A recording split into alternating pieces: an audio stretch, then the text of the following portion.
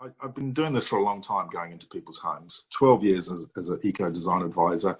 And, you'd roughly go to, I don't know, maybe 10 houses a week.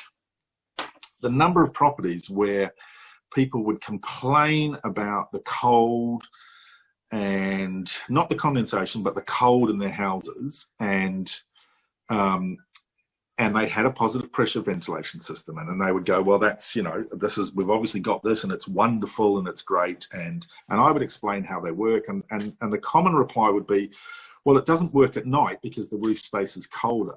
So I used to say to my clients, you do two things for me. Just before you go to bed tonight, carefully stand on a chair, be careful, and put your hand up there and see if it's actually blowing air. This is at night, 11 o'clock at night. And then the other thing is it warm air or is it cold air? So this has happened to me so many times that the next day I would get a sheepish phone call from the homeowner going, oh, yeah, no, yeah, yeah, nah, yeah, it is blowing, yeah, and it's pretty cold air. And I'd go, well, there's your problem. So I mentioned very earlier that you're pumping supposedly and hopefully filtered air into your house. My personal experience is that not every positive pressure ventilation system has filters on it, number one. I had a sweet, dear little old lady client who said to me, oh, yes, they've just been and changed all my filters. And I said, I'm very sorry to inform you, darling, they haven't. You haven't even got filters. You're just pumping straight air.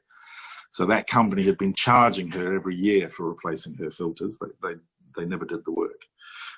So that's a real shocker. So she's pumping God knows what contaminants into her house. And, yeah, you've got to be very aware of the overall condition of the house before you would put a ventilation system like that in. One of the specific examples I have, which is a horror story, was a rental property. They got me in to have a look at it because the internal walls as well as the external walls were running with moisture. I mean, literally running with moisture. I've never seen anything like it in my life. It had a positive pressure ventilation system installed in the house. They'd had the people round from that company to look at the system, and I can't remember all the details, but they said that there was nothing to do with their system and everything was fine. In fact, you should probably be running it more.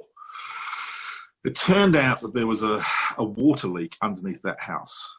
Eventually, through physical investigation, I discovered the water leak, and it had been running for quite a considerable time.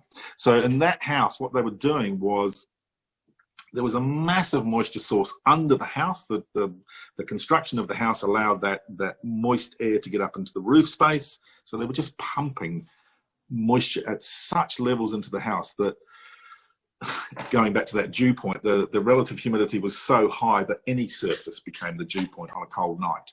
So an absolute tragedy.